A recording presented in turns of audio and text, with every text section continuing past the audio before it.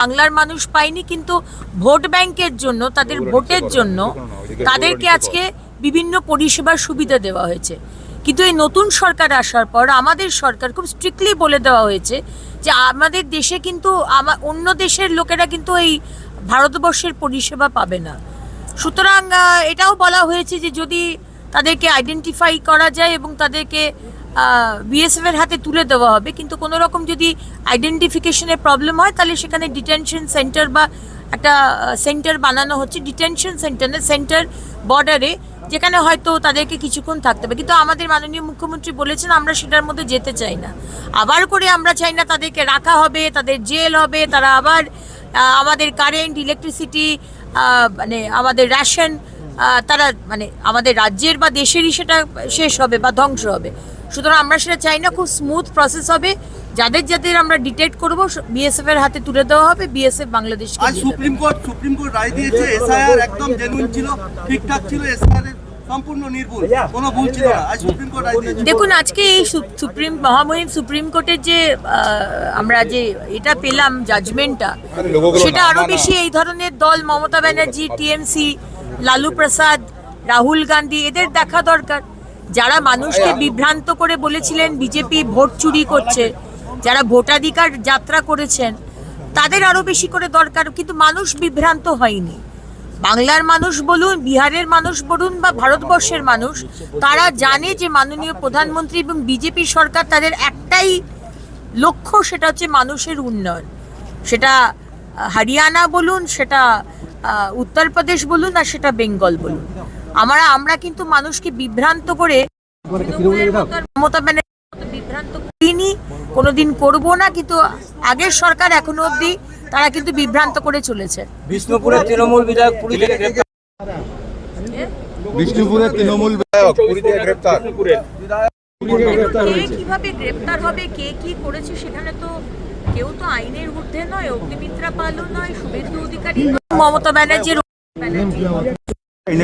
বিধায়ক হয়েছেন বলে আপনি কি চুরি করেছেন, কি বেআইনি কাজ করেছেন আপনাকে ধরা হবে না তা তো নয়। আপনি বিধায়ক হতে পারেন, আপনি সাংসদ হতে পারেন, কিন্তু আপনি আইনের ঊর্ধ্বে নন। গ্রেপ্তার করেছে নিশ্চয়ই কারণ আছে। নন্দীগ্রামে তৃণমূল প্রার্থী খুঁজে পাচ্ছে না। দেখুন, নন্দীগ্রাম তৃণমূল খুঁজে পাচ্ছে না। তৃণমূল এখন আমার সরকারের চেয়ারে বসে এইগুলো বলা উচিত নয়।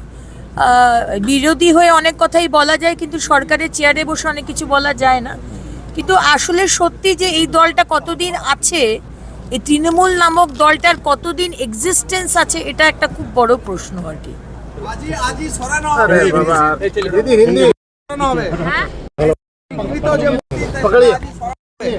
আমাদের দপ্তর থেকে অলরেডি দুদিন আগে আমরা ইনস্ট্রাকশন দিয়ে দিই, মেসির মূর্তিকে আমরা সরাবো।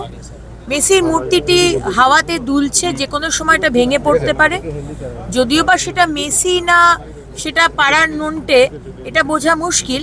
কিন্তু আমরা যে আর্টিস্ট, শিল্পী যে বানিয়েছেন, আমি নিজে একজন শিল্পী, সেই শিল্পীর যে মানে যে জিনিসটা উনি তৈরি করছেন, তাকে কোনোদিনই অপমান জানাবো না।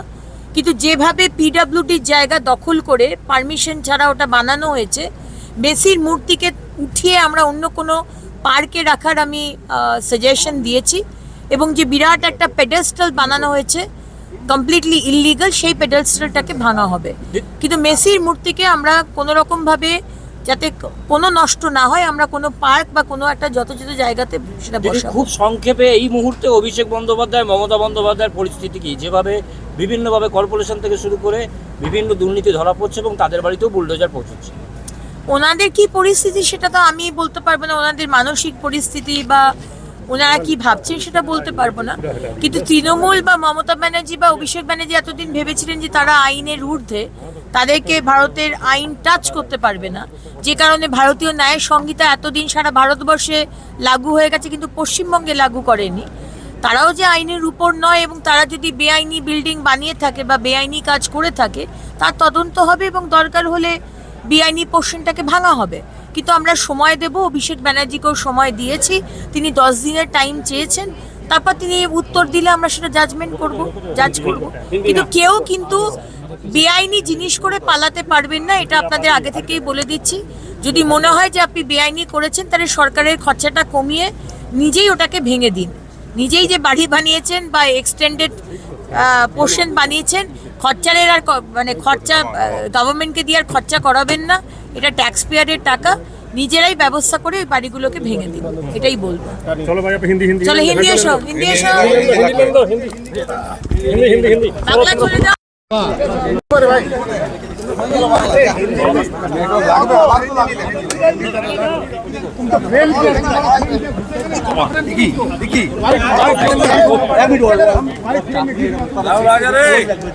হাতগুলোর কিছু নাই ভাই।